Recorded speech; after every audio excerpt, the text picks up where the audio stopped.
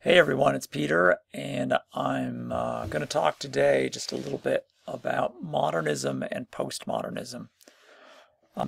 These are very big in general terms that primarily seek to describe a significant shift in culture and social norms, and you can kind of apply these to just about anything in terms of comparing, say, pre-1960-ish and from 1960 to the present. So it may be the case in this really quick introduction that the terms seem so broad and so generalized as to not be useful at all, but I think there's some merit in exploring this, especially because postmodernism as a concept comes under considerable fire, especially more conservative opinions about the direction of culture, society, even things like science and politics. So we should probably take a little bit of time to think about that.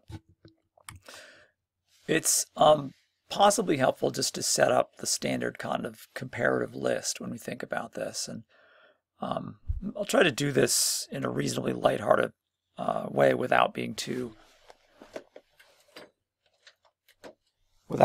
facetious about it, I guess the best way of putting it. So let's go through these bulleted lists. I'm not a huge fan of PowerPoint bulleted lists, but this might actually work not too badly.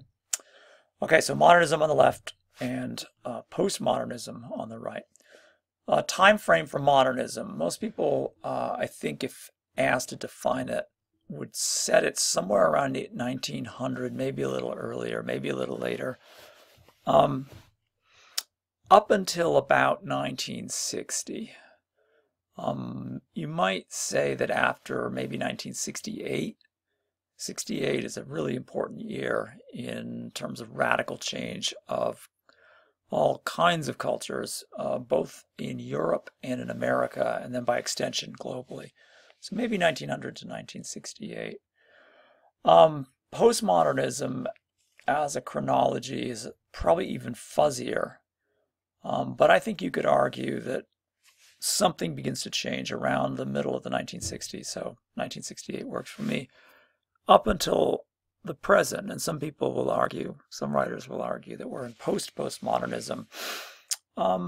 Could be. I don't know. None of these things are necessarily set in stone. They're more points of reference for potential arguments than definitive, markers or standards, milestones. Below those two chronologies, and again, we're primarily focusing on the West, broadly defined, though thanks to globalism, those borders are becoming more and more fluid, and fluidity and complexity and ambiguity are definitely part of, much more so, I think, of postmodernism. So when we think about modernism in this period, say roughly 1900 to 1960, there's, I think, very little doubt that obsessions with the future and what the future is going to look like are really kind of bread and butter for this period. This is the period of, I don't think we have to look very hard or far to find evidence of this. This is the rise of science fiction, for instance, in writing, in movies, in radio. In fact, all these new technologies that have emerged after about 1900, especially those linked with electricity, for instance, communications technology, media technology, have a lot of thinkers and social leaders, influencers, critics, wondering what's gonna come next, and what that's gonna look like, and how we're gonna respond to it. Okay, so that future obsession is definitely a big deal. Discarding the past is certainly going to be, I think, a feature. We can see this, for instance, in the forms of the Bauhaus, etc., etc. Postmodernism tends to be much more eclectic, and eclectic means picking from here and picking from there, and really kind of jumbling them up, and not really being too obsessed. I mean, the classic sort of modernist cliche is the flying car. Right, nuclear-powered flying cars. That's what's going to happen in the future, and we'll draw pictures of it and make movies out of it. Postmodernism isn't necessarily concerned with that kind of linear sort of progression and is perfectly content to kind of mix up things maybe from the 18th century with things from the 21st century. It's not really a big deal. Modernism is definitely fascinated by hard science. This is the period of Albert Einstein, to take an example, or the development of the atomic bomb, or penicillin, or the list goes on and on and on and on. Along with, and I think this is definitely the case with so-called analytical philosophy in the, I would say probably between maybe, 1910 and like 1950-ish. The idea that you are going to be able to get to truth with a capital T, kind of building on positivism from the later 19th century. So we're basically making progress understanding the world. And the fascination with hard science in the modern era is manifest by all the significant amounts, especially in the United States, of government spending on science. Granted, some of it to do, maybe a considerable degree, to do with warfare, but nevertheless, in the postmodern mode, science is not quite as straightforward, a progressive enterprise as we might see in a standard modernist narrative. And the sense of its being fuzzy or relative or subjective in the sense of its historical location, in particular, what's the right word here, goals or ambitions based upon its situation historically. That's an important part of thinking about science in the postmodern age. It doesn't necessarily mean there's no such thing as truth. It's just that postmodernists, when they think of science, tend to be a little bit more skeptical as to its claims to absolute truth. And speaking of absolute truth, the modernist era is full of social reformers, politicians and leaders who really believe in a kind of mass vision of social progress, a universal one. These mostly take a very dark turn, classic examples being Adolf Hitler or Joseph Stalin, or Chairman Mao in China.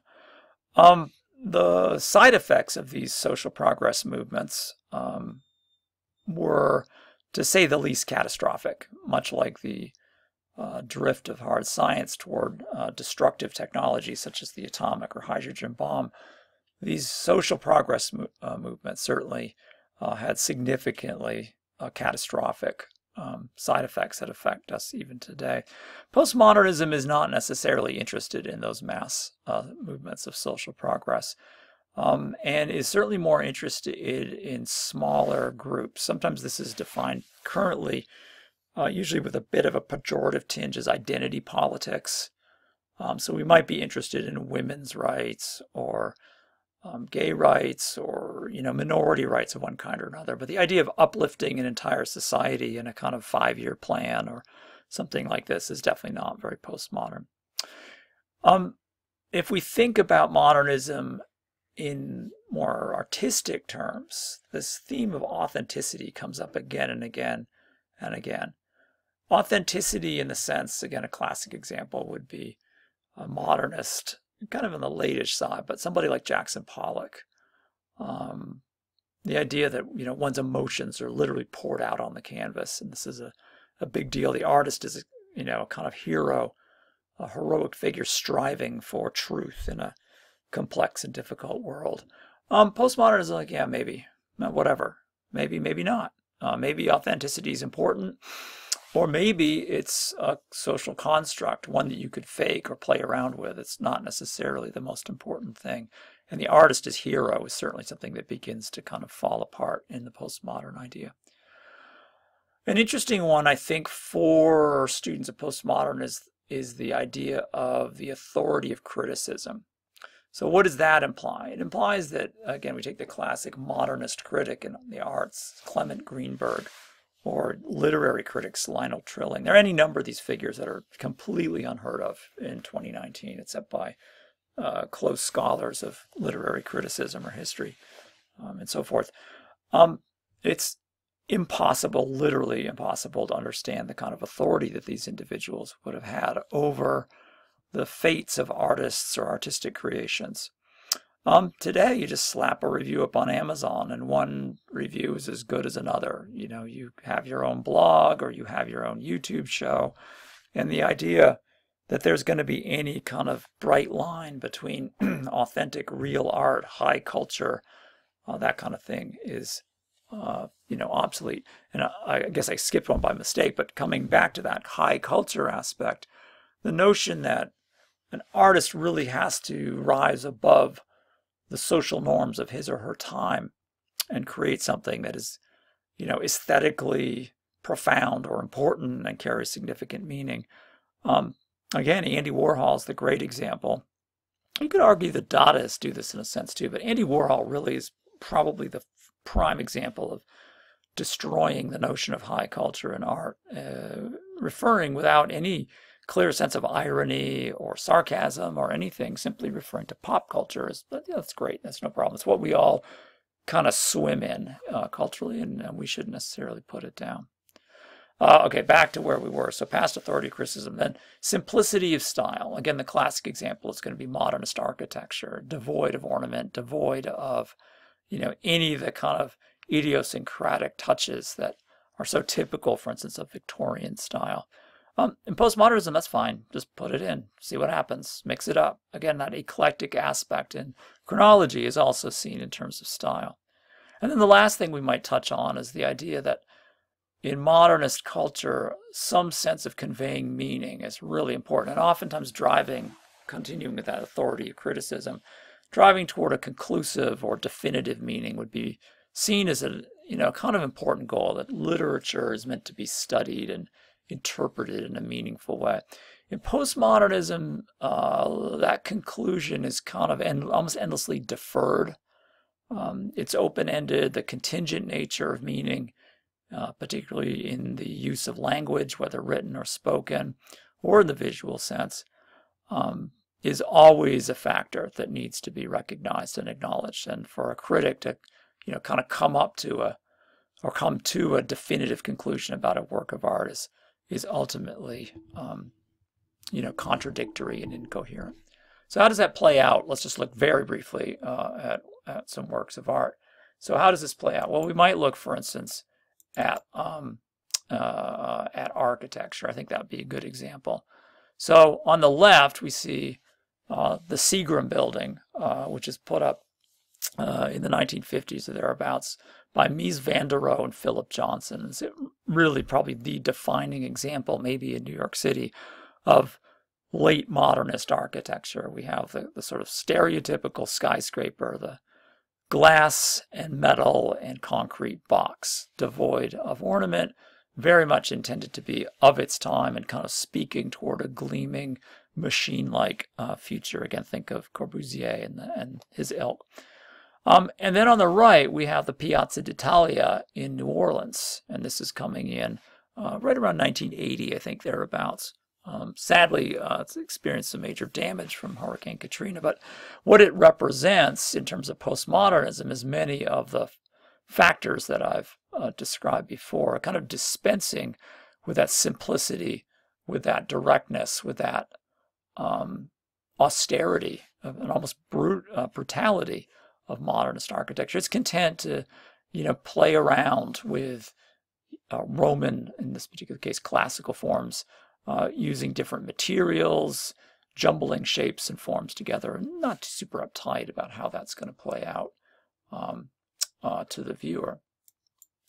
Another example, just in the visual arts, we'll see on the left. On the left is a very interesting kind of mixing together of art of the past. Jacques-Louis David, in his very famous portrait of Napoleon crossing the Alps, brought up to date by an artist named Kehinde Wiley, and his Napoleon leading the army over the Alps, 2005, substitutes a young African-American male, sort of clad in, we'll say, typical costume of the sort of early 2000s, of mixing together of eclectic influences. And I compare that, just very briefly, maybe I'll develop this another talk, with the austere abstraction of the likes of Piet Mondrian. So modernism, postmodernism, an exhaustible topic for debate and discussion.